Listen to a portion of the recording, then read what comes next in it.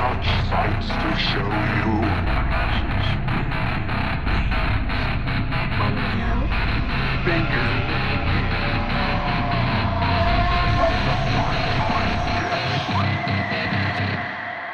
Welcome back to the greatest horror podcast run by a Finnish man and an English man. Unless the other ones. In that case, we'll happily be second. But I'm Axel Spencer. Oh, yeah, I don't know. I'm just like putting it out there if there's possibly someone. I don't want to discount them. I'm Axel Spencer, and I am joined by the voice at the other end. By Adam Lewis. Yeah. The voice at the other end. Yeah. That's how I'm going to introduce myself from now on. Everything's Zoom call nowadays, so that's how I'm going to introduce myself. And today, excuse me, coughing. Today, we're talking about a very interesting film that some consider, once again, this kind of become the trend that it's not necessarily horror. It's Robert Eggers' The Bitch. The what? The Bitch. It sounds like you're saying bitch. No, it's The Bitch. Like B-I. It's with the double V's. The Bitch. The Vitch. Well, we can, in case of simplicity, we can call it Witch, this podcast. And Adam, you can do the honors. What the hell is Witch? What the hell is Witch? Like I said last time, I should probably start writing something down for these, shouldn't I? So I prefer it when you don't. It's just this free ball from the top of my head from what I remember. So this is about a family who are outcast from a ye olde England society and are then left to fend for themselves in the wilderness. And as time goes on, you learn that for whatever reason, something's gone on where they've gone against their religion. And as time goes on in the film, you learn that something's not quite with the family, and it feels like they've been cursed. And what ensues from there is a Bergman-esque family breakdown. So the clip we're about to play here is probably one of the weirder scenes in the film, where they introduce, well, it's not somebody introduce, but it's where one of the, hesitant to call it characters, but it's the only way to call it, is where a goat called Black Phillip and two kids in the film are pissing it off, to put it bluntly. So yeah, I'll play that clip now.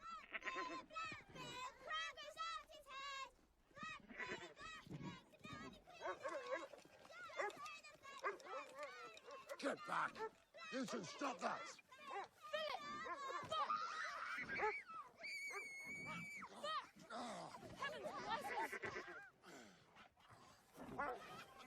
Caleb, open the gate. Caleb!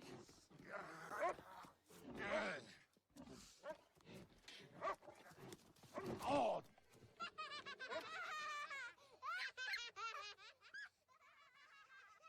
I'll be quiet. Whether were you and Caleb this morning? How could you disappear? And thee? I told thee to keep watch of Jonas and Mercy. I was, and I bade them help me and they paid me no mind. I was against... What's the matter with thee, Thomason? What is the matter with thee? Take thy father's rags to the brook and wash them. Ah, good times, good times. Well, so this is, of course, Robert Eggers' film from 2016, if I remember correctly. Yes. Check my notes. 2015. Or 2015. Yeah, according to my notes. I'm just going to double check that because it didn't sound like you believed me. Yeah, on IMDb it says 2015. I think it came out at the end of the year.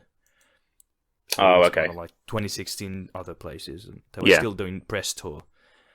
Like, I don't know if that's Sundance or film, like theater release or what, but 2015, first people saw it. And, I mean, Robert Eggers has kind of become a big part of this new horror movement, this renaissance of horror of 2010s with Jordan Peele and Ari Aster and a few others. And his films, like Lighthouse, they are just extraordinarily like folk tale-ish in the most beautiful and original ways. And it's just really in no way traditional horror, and I love it for it. Oh no, like he does his research. Like for all of I'll say all of his films throughout his 2 films.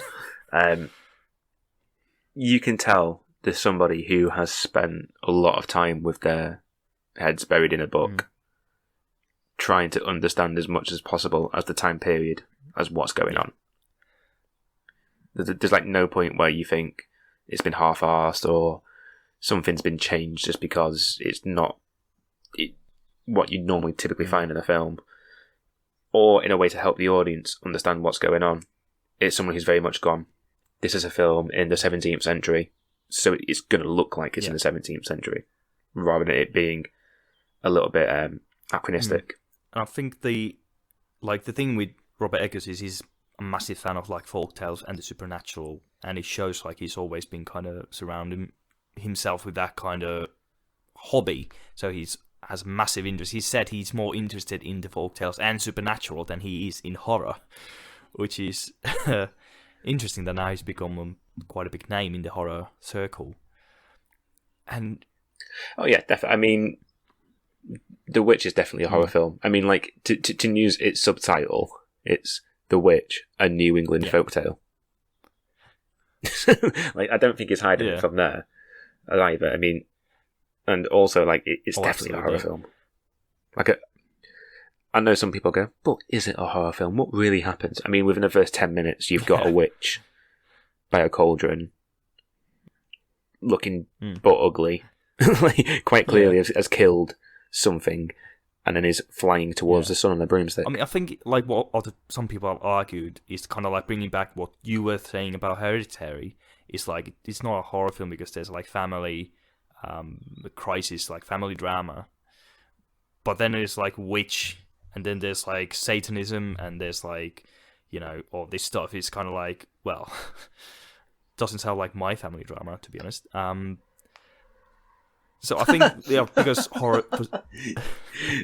Are you telling me that in your family at no point are you all dancing around a black goat, screaming Black Phillip, and thinking it's the devil? It was one time. Has that never happened in your family? About that Christmas. But yeah, like I was saying, that one Finnish Christmas. Oh, that's the Swedish Christmas. There's for horror for so long has had the reputation of being, you know, mindless slashing and gore. That now then when we have horror that is actually thoughtful and very like strong storytelling, people are like, that's not horror, and it's really weird and stupid. And I'm so glad we're kind of finally having this turn of actually having proper storytelling in our horror in a wide spectrum, not just like here and there once a decade. Oh yeah, definitely. I mean, I think that's something like these 2 films are like quite easily slow burners. I don't think there's anything. The pacing of his 2 films are for some degree like glacial. Like he doesn't. Yeah. I mean, The Witch is only an hour and a half, and yeah, it does feel like it's a 3-hour film at times. But I do think that adds to the tension of it. Yeah, that's like weird because it flows so well. I like when I watched Witch, I was like, did it already end? Did it end already? I was like, oh, it's 90 minutes later. It went really quick for me. Oh, okay, that's interesting. So, because I think for me, I mean, I don't know whether we'll talk about this now or talk about it later, because it took me a few attempts to watch it. Because I think the accuracy of the film in terms of like its depiction of 17th century New England is it's almost too accurate. It's almost like to a fault, I think. And when you're listening to the characters and all, like, there's Dal like butter and all that, like a very sort of New Englandy, ye olde English. There are times where for me it's just like, okay, this is a little bit too much now. But it's one of those films that really rewards you for sticking with it. Absolutely. Much in a similar to Babadook, in a different way that I'll talk about later. But like Babadook, I couldn't watch it at first because that kid annoyed me. Like, I genuinely, that kid is the best form of contraception. Like, you make people watch that film and they will not want a kid anymore. Don't say too much. I don't want to be spoiled. Oh, yeah, I was you've not just seen it. like, this is the thing. I've just before we started recording, I was telling Adam, yeah, I got a few Blu-rays coming. I got Babadook because I haven't seen it. It's like 5 minutes later. So this is how Babadook ends. So here's an in-depth breakdown of the Babadook. But yeah, it's the kind of like, it's so beautiful in Lighthouse as well. It's kind of like, it starts like you've got the feeling, okay, everything's not right here. Then you got proceed further and further, and like more in Lighthouse, it kind of becomes a shitstorm, which is a bit more toned down, in many ways comparing to Lighthouse. But it's still like very, like I can see people being kind of bored watching it. There's no action in it. It's more like slow building tension, and just it's like shit hitting the fan really slowly. I mean, it's a Bergman film. The film is through and through again, isn't it? Like, it doesn't. At no point does he tend to hide his inspiration at any point.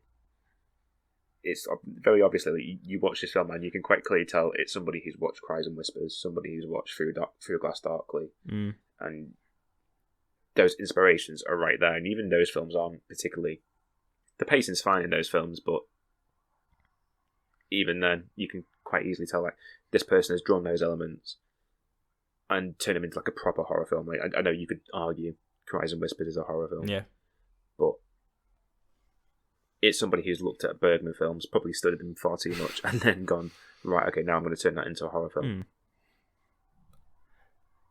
Yeah. And it's like, there's always like, there'll be so many witch films throughout the years, which I think this is like very interesting take. It's a very realistic take on this very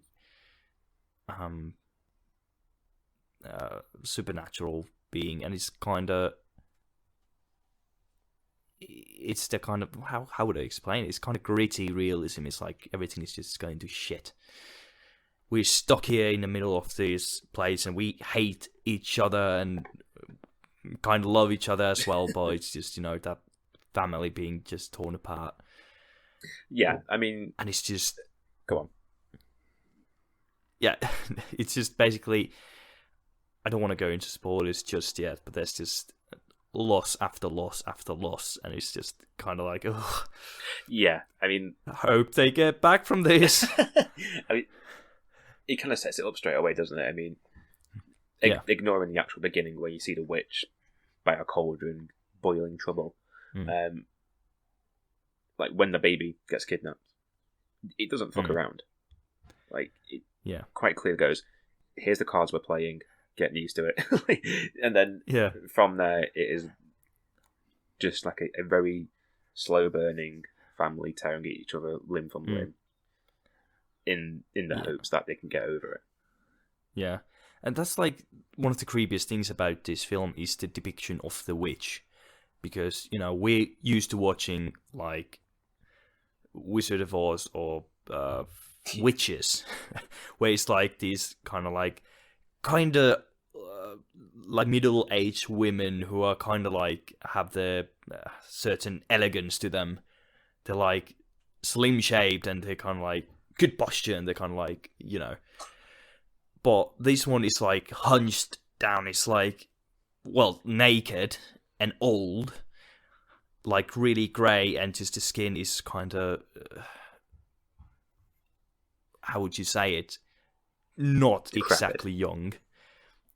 And it's just running through the forest with the baby, and it's like creepy. It's just kind of unsettling. And when there's the scene that comes after it, where we see what happens to said baby, where basically, I take it people who are watching this know how, for example, some spices are kind of grinded in those little, there's like this rock trays.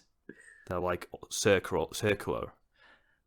And then there's this little rock... it's a messel and porter, that's what it's called. So basically, that's what happens to the baby. The baby gets put in one of those and she just grinds it into nothing but a mush of blood. And then just A nice little paste to put Yeah. to cover your broth. Kind of. before you It's go to like bed. the anti-aging cream for witches.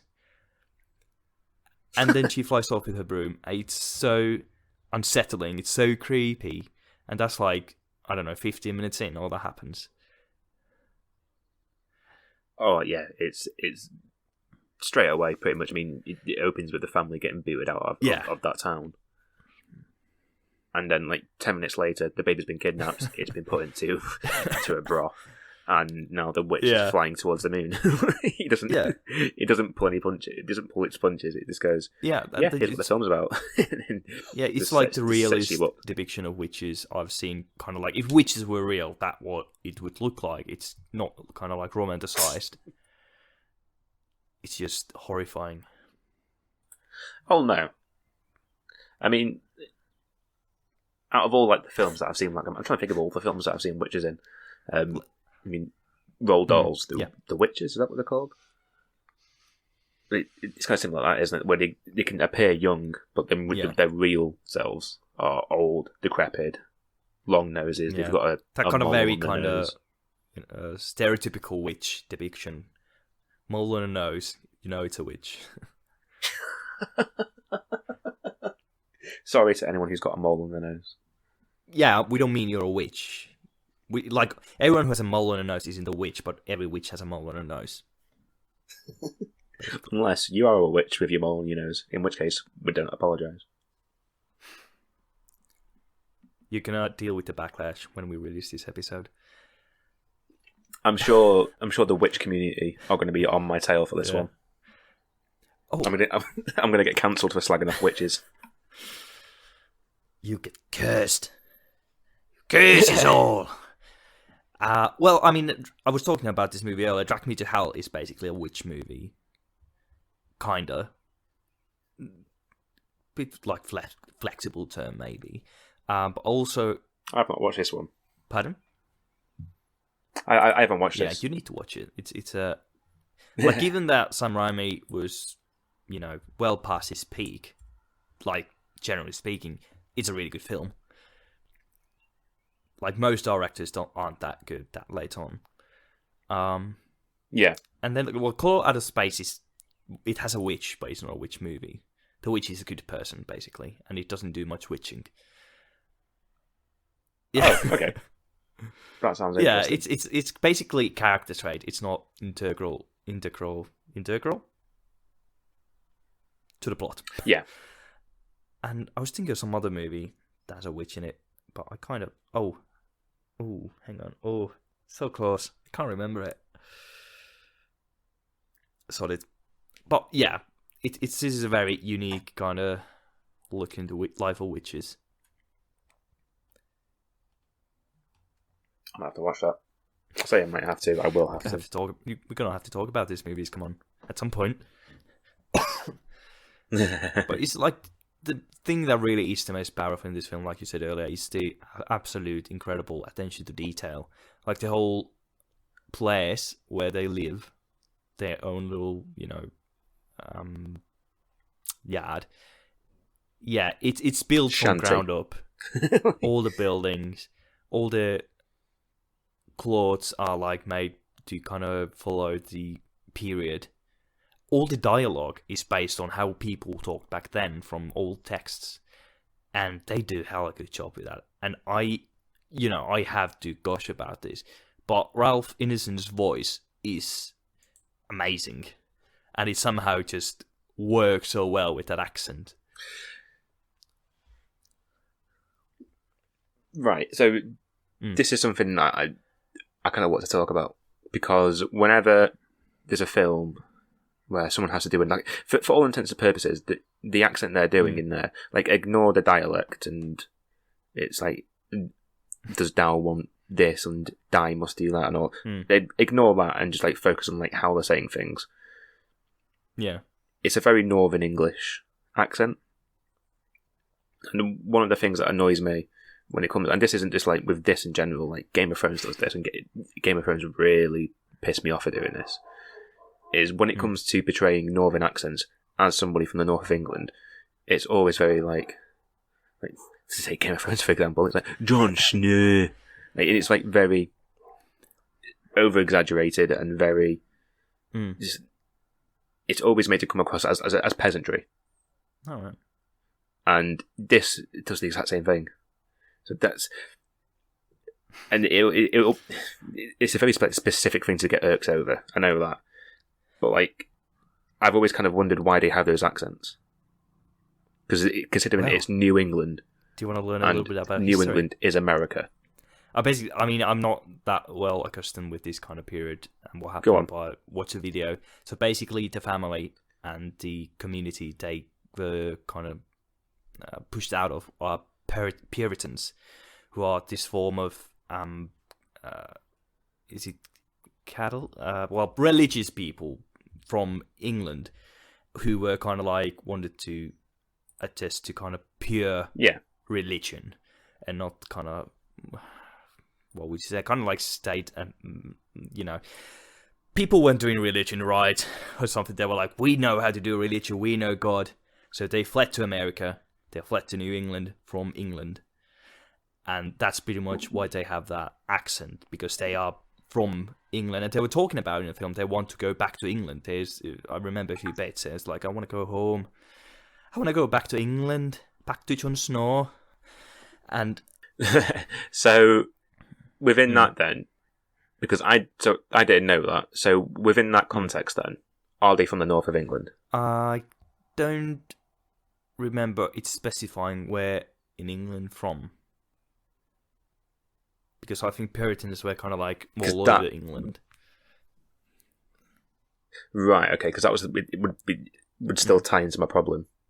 Is that whenever like you see peasantry in a film and they've got an English accent, 9 times out of 10 it will be a northern accent, and they'll be a very over exaggerated northern accent. There's a very simple reason to that. It's because all Northern English are peasants. Cheers.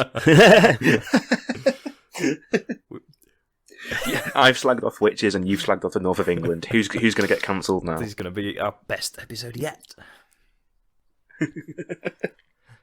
But no, it is. I get it's like a very specific thing to get irked over. I get that.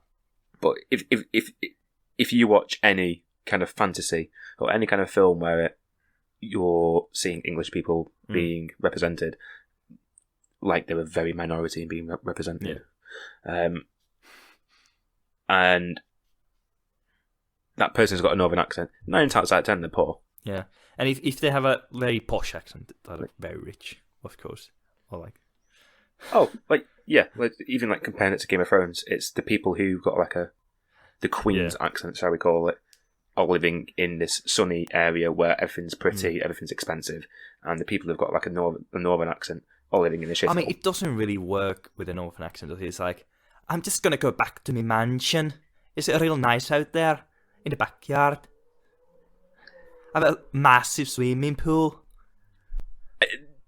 Do you want to see my money? I've never heard a Nordic person try and do so obviously like the north of England is there are quite a few accents scattered around the north of England. That was like general, like up from Leicester. Leicester's like pretty much London. Yeah, like you're talking like everything up from Leicester is north. That's like we have this thing in Finland where like everything above this one town in like central Finland is Lapland to like people who live in the capital. It's just it's nice to know that geography. What's the word I'm trying to think of here? Stereotypes live in Finland as well. Oh, absolutely. Like everybody in Lapland herds reindeer, 100%. And everyone in Helsinki is a very specific. Everyone in Helsinki is a hipster. Everyone. I'm here talking about accents. You're going, yeah, everyone in Lapland herds reindeer. Everyone in Lapland sounds like Father Christmas. I mean, I can't really do a Finnish accent because people won't understand it. And like doing Finnish accent in English, it's just like there's no northern Finnish. It sounded like you were. It sounded like you tried to go with like a Liverpool accent. I don't and then know. you went Scottish, and then you just went like back into Nordic. It's yeah. I used to do a lot more accents, like London and Scottish and Irish and different accents, but not for a year, so they're gonna meld in together. Don't do those accents. You'll upset people. Hello, Governor. That one's all right. Just don't do an Irish one. I'm kind of prepping myself to do it. Nah, I'm not gonna do. No, please don't. Should we just jump into kind of like well, actually, there's one thing I do want to talk about before we jump into like, so we don't have to worry about spoilers. But it's basically the cast in this film is absolutely spot on. I mean, this Anya Taylor-Joy's credited big screen debut, and she does an absolutely stellar job. Yeah. I mean, I don't think she's ever done anything half-assed from what the films that I've watched that she's been in.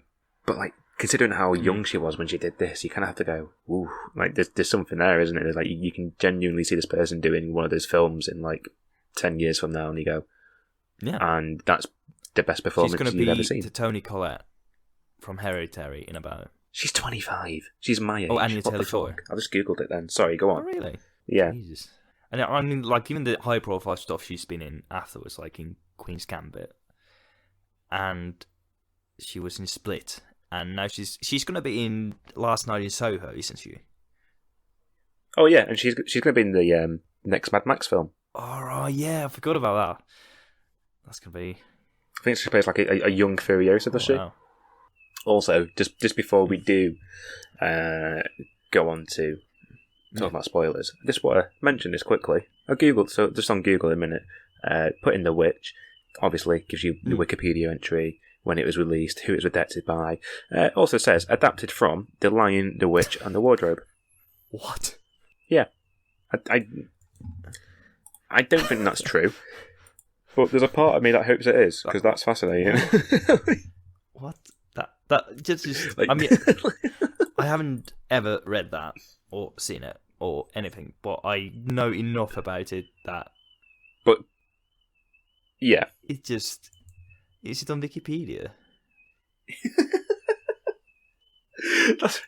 Just go on Google and put in The Witch, and then that little spiel on the right hand side. He literally says, director Robert Eggers, adapted from The Lion, the Witch, and the Wardrobe. Oh, it doesn't read on mine, probably because it's in Finnish, so it's a bit different source. That's oh my god. Yeah, I kind of hope that's true, but that's. I'm going to take a screenshot of that. That can be in the thumbnail. That should have been like in a poster, kind of like pasted on. Yeah. I mean, I'm just imagining somebody watching this film and going, "This looks familiar. Well, have I read this? This is somewhere a total before?" rip-off. That's like. Shall I do a spoiler thing for this one? Yeah, go ahead. So, Adam, feel free to spill the first spoiler. So, the scene is the kid possessed? Would you say he's possessed or cursed? Yeah, Cursed is probably the better way to put it. Yeah, where he's just lay on the floor. Looks like he's having a fever, like a bad bout of like flu or something like that. And then he just regurgitates an entire apple. So. That for me, I mean, I've not described it in any great detail because I don't know how to describe it. It's just one of those moments where you go, "What?" It makes you feel really uneasy, and you're going, "What's going on here?" I don't. It's really offsetting, and to me, it's one of the standout moments in the film where you go, "That kid's 9 years old, and he's putting in one hell of a performance." And yeah, that's I kind don't know of how like someone comes up with that. Yeah, that's like I can imagine just Eggers going to Harvey Scrimshaw, who is the actor of Caleb, the young boy. Just like, yeah, just rip it. Let it rip. Yeah. Oh, it's go insane. Like, even as a director, how do you give someone direction there? Like, okay, that take was fine, but I didn't hear enough scream. Like, I want it to sound like your teeth are being pumped. Less possessed, more cursed. It's like screaming at a 10-year-old because he's not throwing up an apple properly. You call yourself a fucking actor? You're a shit actor. Swallow the fucking apple. That's even that scene. It's like the prosthetics that they need in that scene just makes it so fucking horrible to watch. Yeah, it's certainly one of the like climaxing scenes in the film, and like the whole thing, like with the apple, kind of draws the theme of sin into kind of this Adam and Eve kind of, apple in a paradise thing, because there's like Caleb keeps talking about the apple tree throughout the film, like, yeah, I just wanted to go to the apple tree. You're welcome for the accent. And it just like constantly kind of talking about it, and there's his kind of sinful lust towards lust, just like glaring at her sister's bosom on several occasions is like all that kind of symbolism, which I didn't really get probably the first time I watched it, more so on a second watching. Yeah. And it's like the same thing with the father as well, like he's also kind of sinful person, he, well, depends how you want to watch it, but to the Puritans, because he's ejected from their community, but he feels they are the sinners because they are interpreting God's word, where I think William, the father, is more in the sense like you can't interpret God's words. His words are the rule, the law. There's no interpretation. Is it specifically mentioned what they've done? I can't quite remember. Because I think it's like what you're saying now is like it's something's happened, isn't it? It never quite says they've done this and this is why they're getting booed out of this town. From what I understood, it's basically the father not liking how they are kind of approaching religion in the communities, like how the higher ups are doing religion. They're doing religion wrong, basically. Doing religion wrong. Yeah, that's what I got from it, but it's not really specified. Yeah, because it's one of those like this is like a very weird thing. Like, I would say weird's the wrong word to use there, but that scene reminded me of like the intro where they're getting booted out of the city or town, or whatever you want to call it. It reminded me of There Will Be Blood for some reason. Just like when they're in the church, and you got Paul Dano screaming at what's his face, Daniel Day-Lewis. Don't know. Just reminded me of that scene for some reason. I just remember being kind of like taken aback by the intro, just by the realism of it. Oh no, because it's so kind of like you feel like you're there. I think that's really much the feeling with this film. It's also authentic. You kind of feel like you're in that moment. Oh yeah, I mean, like, I feel like that's a lot of the prep work done from the actors as well. I mean, obviously the set dressing itself is like, very obviously period authentic. But with that being said, out of all the sets you can imagine, I don't think that's probably the hardest one you could get to be authentic, because it is just literally like a straw house, isn't it? More than anything, a straw house and a few bird cages, and that's it. I think more difficult kind of authentic sets probably in Midsommar. Fucking hell, I'm starting to pronounce it like a fucking American. Midsommar. Midsommar. Yeah, it's so like really even Ari Aster pronounced it like Midsommar, and it's like but there's like the town they go into, this little village of the Swedes. It's also built from ground up. It's absolutely stunning in the detail. Yeah, and yeah, it's so gorgeous. That must have taken like hours, hours. Yeah, a few hours, I reckon. Weeks to really perfect. So now imagine you're Robert Eggers, right? Mm. Somebody, like, you've been given a budget, people have made this little shanty house in the middle of nowhere. You turn up to it thinking, wow, I can't believe this is my first film and I'm doing this. This sounds incredible. And then you see it and you fucking hate it. Imagine that where you just go, oh, no, that's not what I wanted. Can you just tear it down and do it again? Can you use spruce instead of pine wood?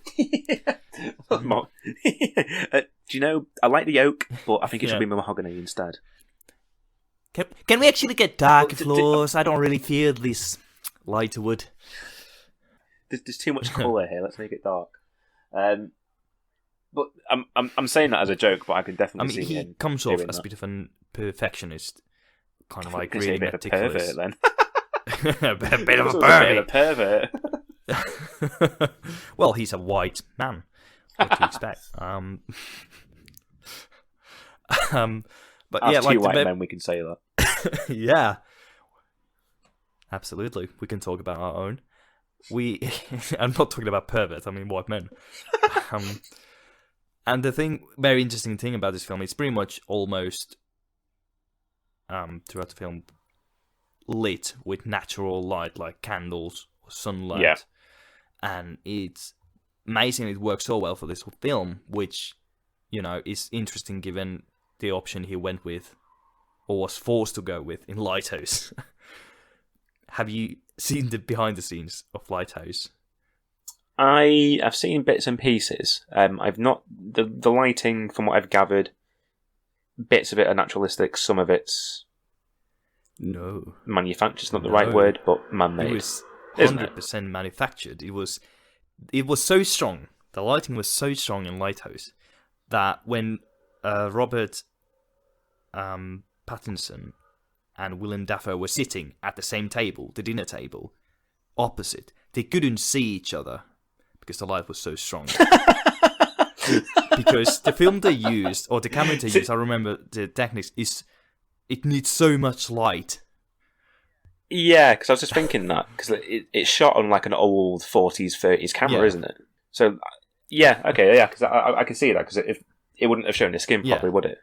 Without all that light. Yeah, okay. So there's like such two different, like absolute opposite ways of lighting a film in these two first films. It's brilliant.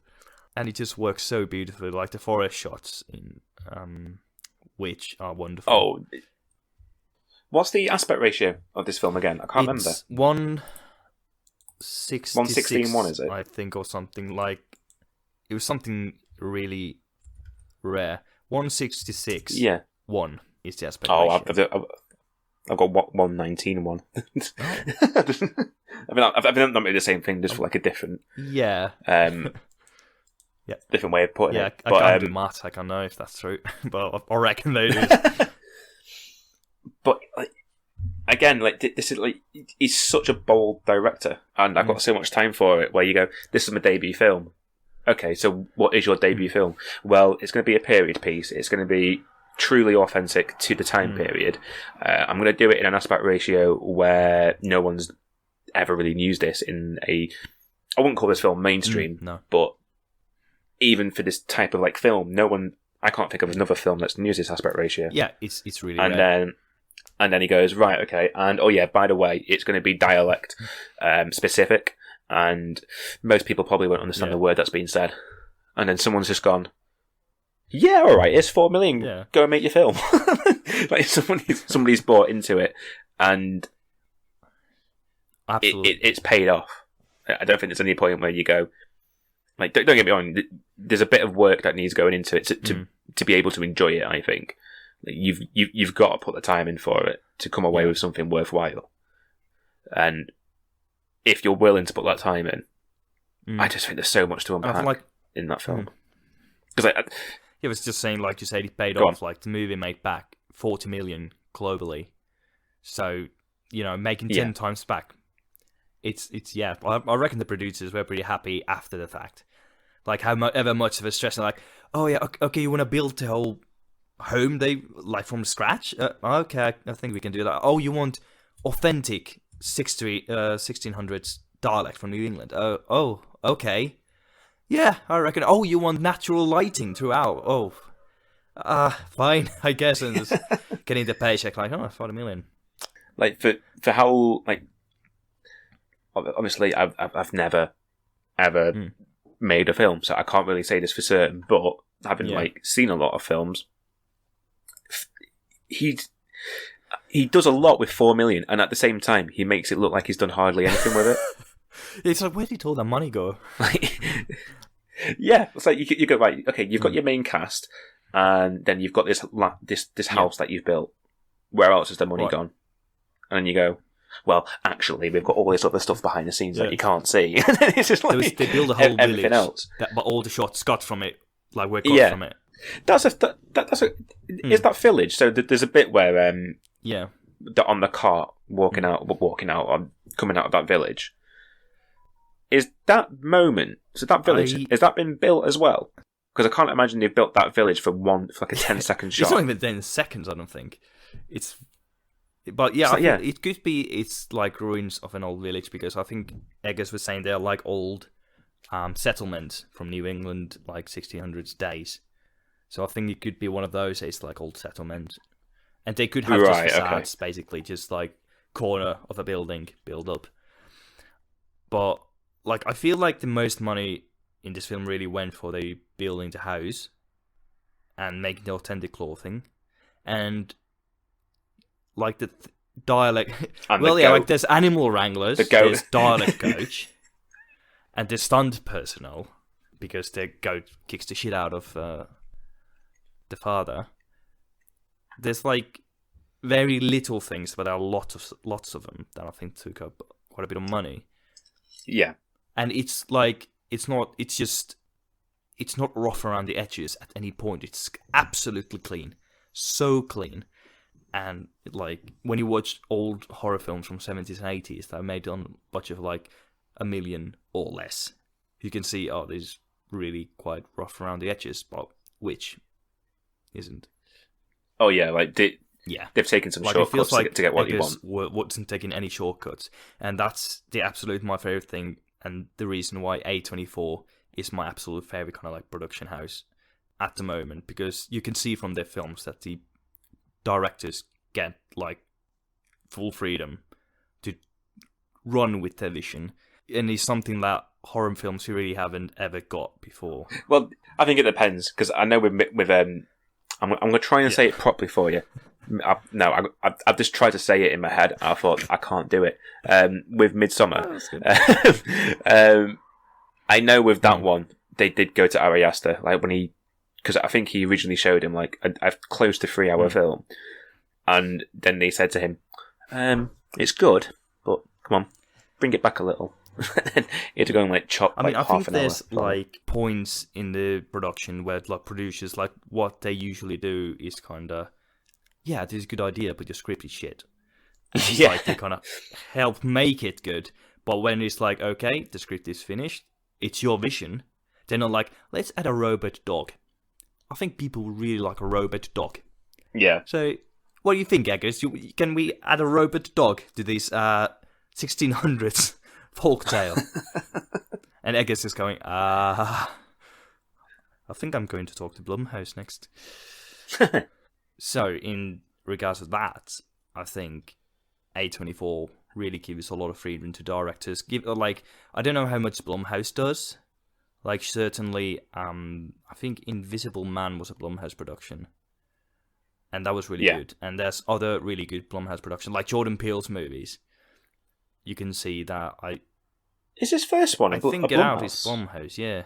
I thought at first it was A24, but then I found out it was Blumhouse. I thought that as well. It's a very A24 film, because how, there's so much messaging in it, so much, like, in it. It doesn't feel like Blumhouse film, because Blumhouse is kind of known for making very typical horror films. Oh, yes, Blumhouse. Even if they're usually, like, kind of hit or miss.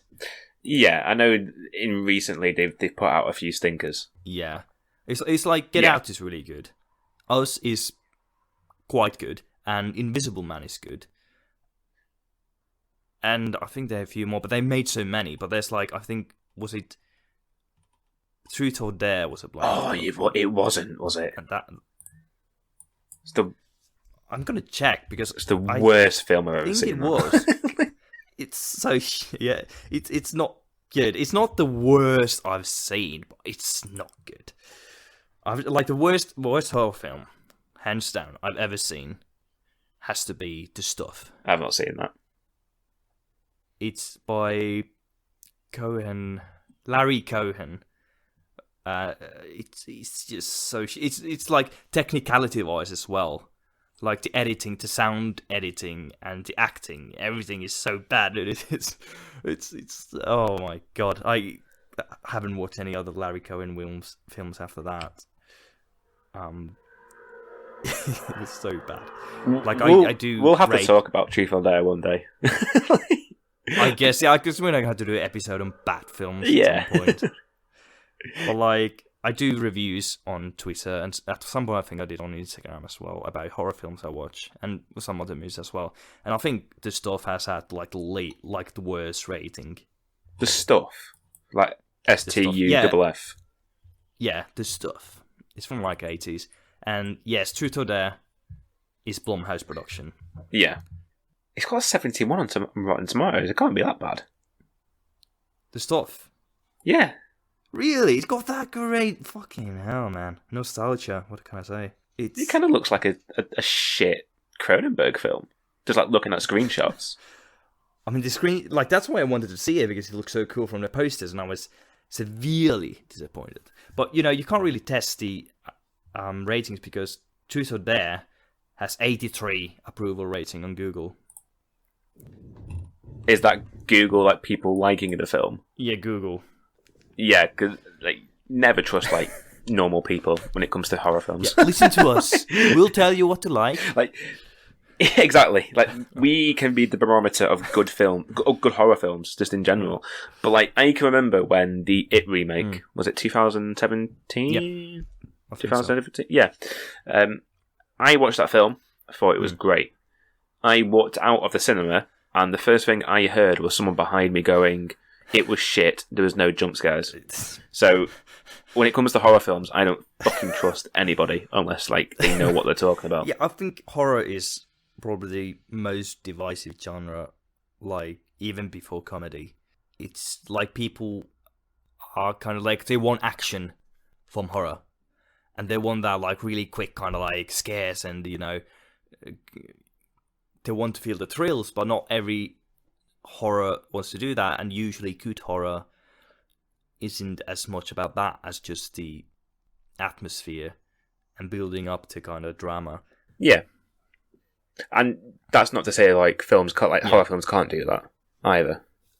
Because I think, like, have you seen The Woman in Black with Daniel Radcliffe? Okay. That does that to an extent, but it plays with your expectations at the same time. Like, and like The Conjuring, like, there are moments in that where, for all intents and purposes, that is a jump scare film. Or the clapping but hands. It does it really well. Oh god. Oh, that scene's so good. Yeah, there's ways to do jump scares. There's, like, usually it's so out of the blue. But it has to be scary. It can't be just like a cat running out of a cupboard. Or like a person, like their friend coming and putting their hand on their shoulder, and there's like massive sound cue, like, ah! And it's just like, hi, I was wondering if you have your cell phone. Yeah. I don't know, I'm doing Northerners today for every character. I was going to say, what's that accent? Horror film.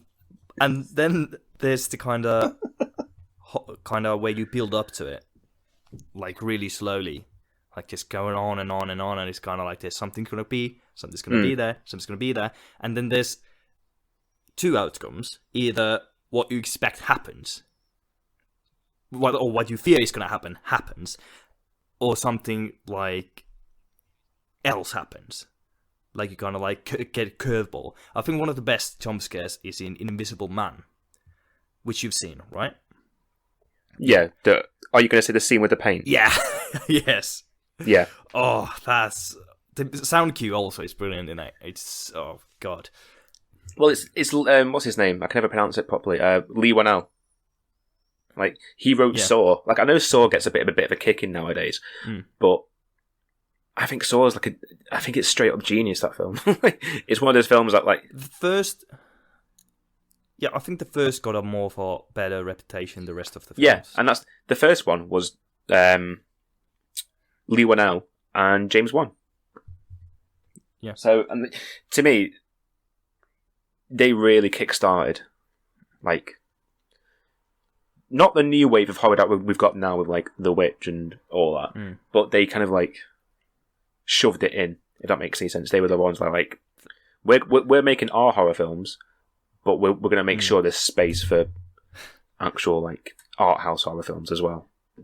Yeah, to kind of breathe new air into horror, like, after the countless Scream knockoffs that came out after Scream, like, so many films that try to be kind of self-aware and about teenagers, like Saw kind of brought back new kind of ideas, but then it accidentally gave birth to the whole gore porn, or whatever you want to call it, kind of like trend that Saw became, and so many other films, like I think Hostel is kind of like that, and there's like Human Centipede is kind of revolving around that idea, even when the first Saw wasn't...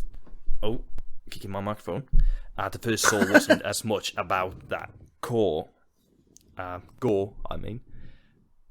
So it's a very kind of like so much good in the triumphant first film, and it led to so much sadness. Yeah. So just to bring it back to The Witch, then. Oh yeah, we're talking about that maybe. What do you think it's about? I think it's about kind of... Well, it's about religion and kind of how our relationship with it. I mean, the thing is that they are... what's the word you'd say? Like, they are... It's on the tip of my tongue because they kind of like be pushed out of the community. There's a word. Traditional. Pardon? Traditional. Or outcast. Which yeah, kind of like outcast from the community by these people and by their religion, but they believe in the same God. They still believe in the God after being kicked out by those people, and it's just kind of like how easily they just turned on their own, which is kind of, and then like they are all kind of depicted as sinners in one way or another, but their sins are basically, well, he's horny, and, well, he's a teenager, and he's too proud to admit that he made a mistake, and it's like, horrible things happen to them. It's kind of like, oh, it's like God turning their back on them. It's kind of like, well, is this what religion is? Just... I think it's ultimately kind of revolves around that idea, and there's a lot of religious symbolism, of course, like we talked about Adam and Eve. Yeah. Oh yeah. I mean, literally, the devil is in this film. Oh yeah, and he's a very, very handsome devil. I love the bit this is the bit, so... end where he starts talking. I love his voice. Oh, I know. I mean, like, I with any other film, I mean, and any other director, I think, the devil would have had this great booming voice to let you know, like, I am the devil, this is who I am, this is what I do, and all that bollocks. Whereas this guy comes in, like this devil has watched, like, a couple of ASMR videos, and then has gone, like, right, okay, that's the voice I'm going to do then. I'm going to do this voice, and it's going to sound really creepy. Okay. It's just like... That was like the taste of butter. Yeah. And that to me, is what makes the film. That one scene... builds up. I mean, it's obviously like 5 minutes towards the end of the film, so of course it's been building up to to that particular moment. But it could have very easily have been, let's cut that scene out. She's now wandering off into the woods and finds these witches. And that one scene, I mean, there's a bit in there that I fucking love, where so the devil says, "Can you see?" Sorry if you could hear that car going out of my house. Then. The devil says, "Can you see the book in front of you?" Or something to that extent. And then there's a shot of the book on the floor, and you see the devil walking past. And if you look closely, one of his feet is like a leather boot. And his other foot is the hoof of the goat. So he's like half transforming. Like as he's walking past to go behind Thomason, he's like, okay, I'm now transforming, I'm now the devil. And it's just, the moment he puts that hand on her shoulder, and like she's like curls up a little bit, like you're curling up with her. Yeah. Like the moment you just see that black glove just like go on her shoulder, you're like, oh, fuck off. He just puts like chills down your spine. Yeah, I mean, I think that scene very much kind of ties around the whole theme of the movie, where like, because they've been outcast by their religion, by their community, and then all that bad, like that gives the witch the opening, kind of like lure them in, kind of like bad things happening, and the god being the devil, kind of being the source of all the bad things that happen to them. It kind of makes Thomasin turn to the devil, because, you know, it's all she has left. Like, she's being abandoned by the supposed good guys, good people. So what's she going to do? Well, she's going to go to the devil, because devil has butter. And it's very much what I feel happens to a lot of people, not just in religion, but in politics, and just, you know, it's always the outcasts who are lured into the, like, dark side, because it's all they have. Well, I was going to say this as well, because obviously, as a man, this didn't really come up as I was watching it. A lot of women see this film as like as a feminist film. All right.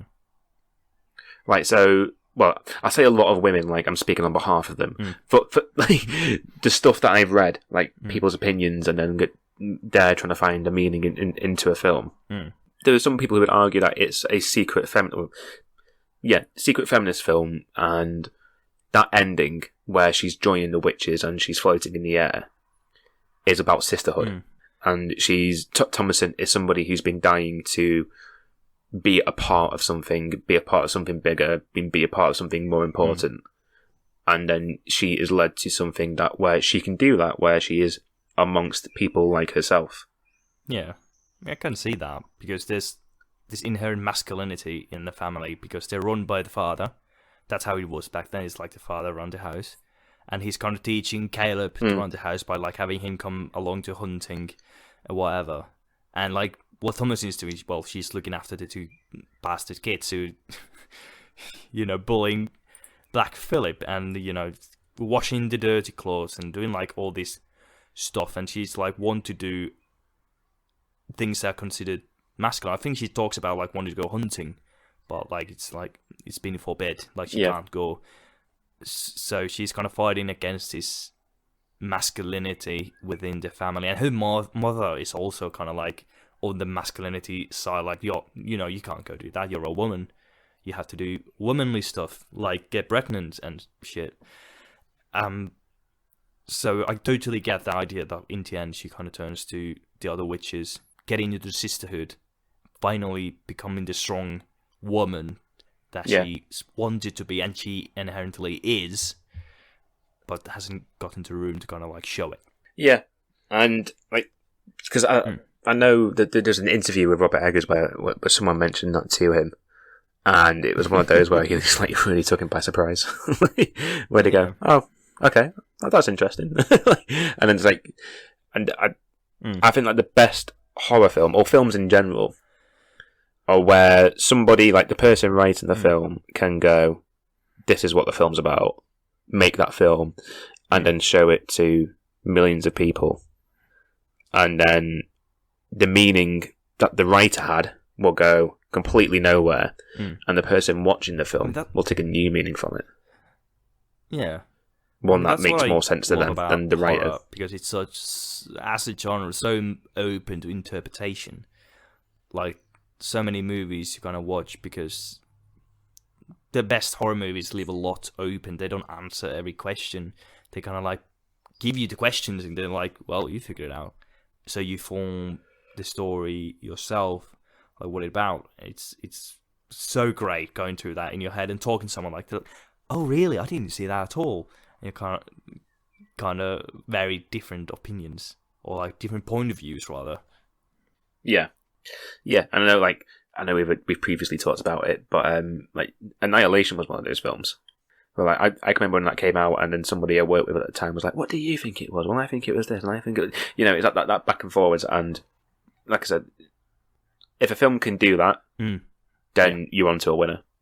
And I think Absolutely. The Witch does that quite handedly, because when I watched it, to me it was a family tearing. Obviously, the religious elements in there, but to me it was very much like a family being led by somebody like the father, who didn't know had any direction, who didn't really know what he wanted to do as a family, led them astray, and then paid the price of it with his family tearing itself limb by limb.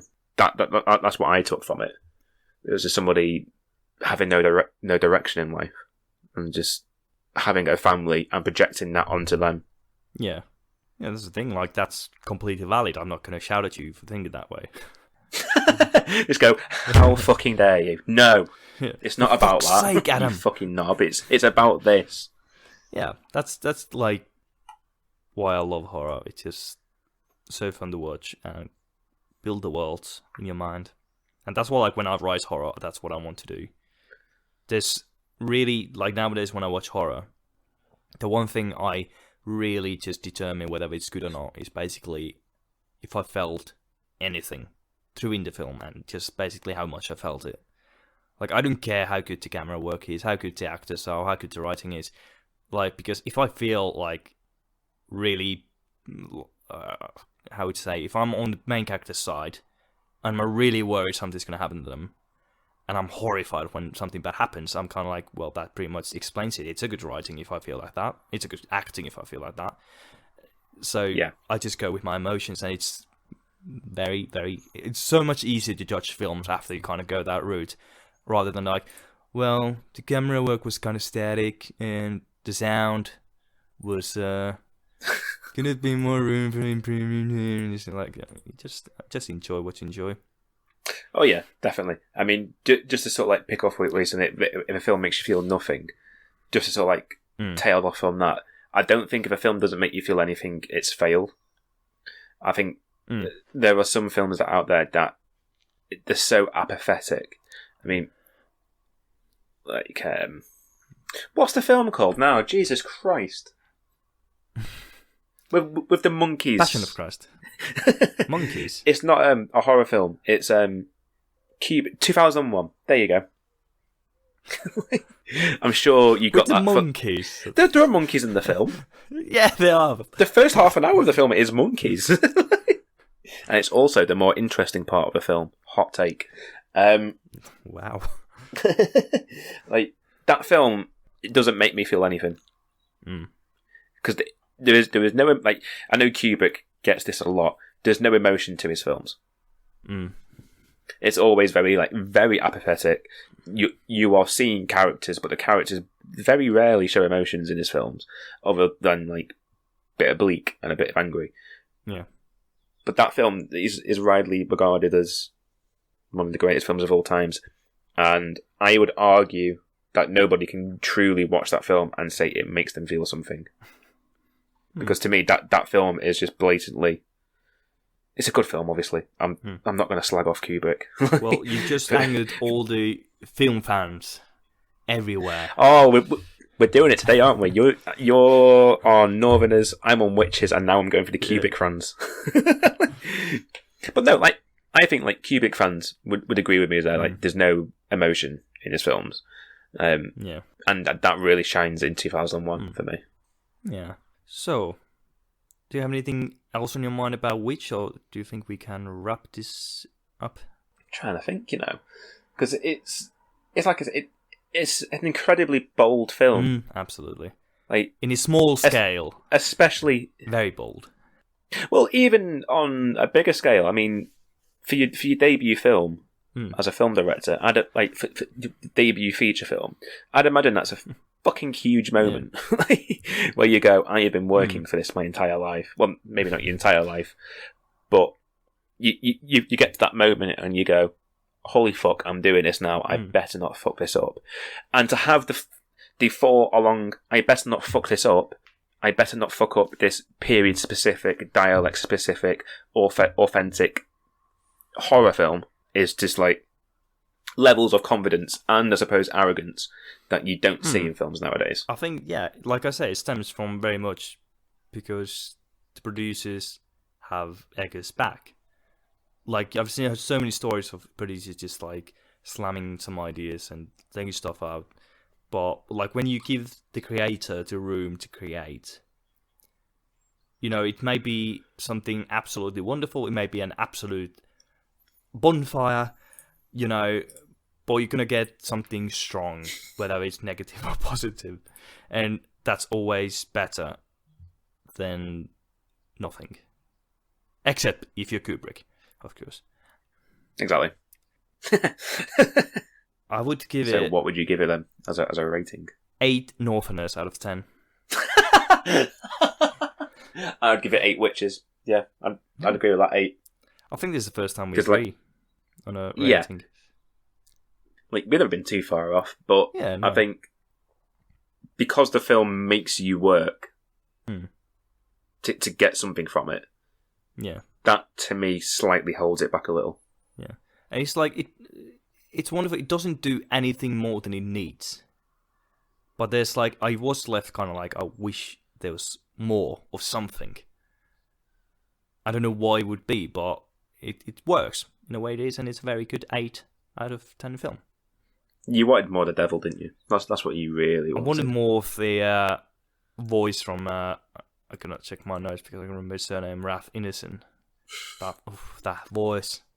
We know what Axel thinks about at night now. That's like I just put my headphones on and listen to his voice. In bed, tucked up, ready to go to sleep. Talking in that heavy northern accent. I'm going to clip some of his voice for at the end of this. Well, next week, or well, let's say 3 weeks from now, because we're kind of having loose schedule over the summer. Yeah, I forgot to mention this. So, well, I forgot to mention this before we started recording. We should probably mention that, obviously, previously we were doing it every 2 weeks. Now, because it's summer and people like to go and do things in summertime, we're going to go into every 3 weeks. Mind you, this like completely unrelated to horror films. Summer in Finland. What's that like? Because I would assume like Nordic countries during summer was just like maybe a 4-hour day where you get a bit of sunlight. Summers are absolutely beautiful. It's really green. It's really warm at the moment. It's really damp at the moment. It's like 25 degrees or something been today. And we get sunlight non-stop almost. Up north, it's non-stop sunlight. Down here, we get... Yeah.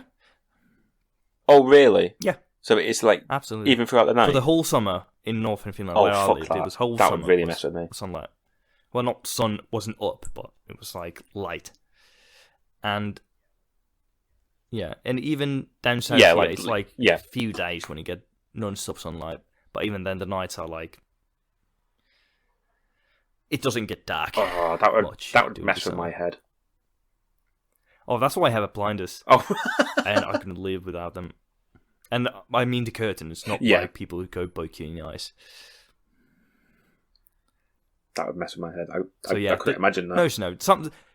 It's not impossible for it to snow in June or hail in June, but most years it doesn't happen. Yeah, no, that would mess with my head. That you think you wake up at 6 o'clock in the morning, and then by the time you go to bed, it's exactly like what it was when you were waking up. But it's the best feeling when you go to work in the morning in the summer. It's like light at 6 a.m. and you're kind of like, oh, it gives you different kind of energy rather than in the winter when it's like dark when you go to work at 8 and it's dark when you get from work at 4.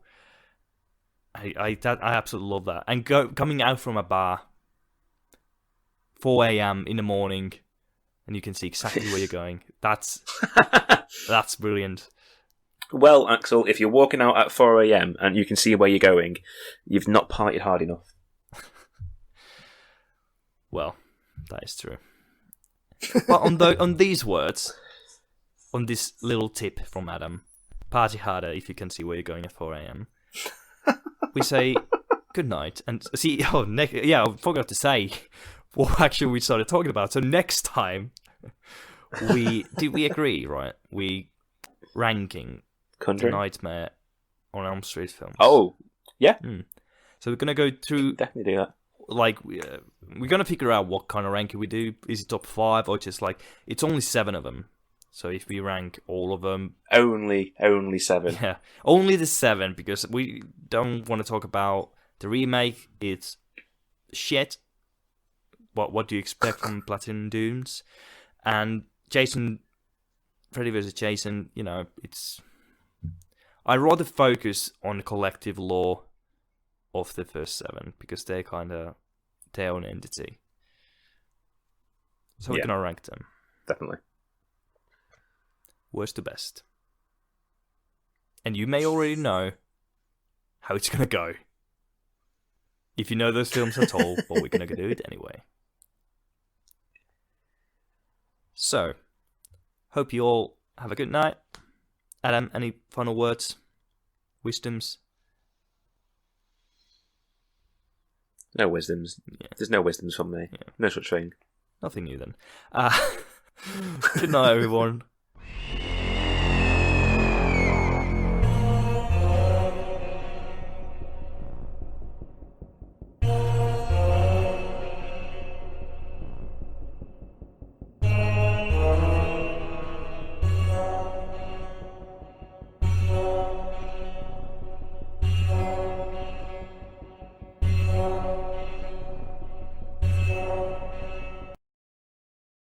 Swallow the fucking apple!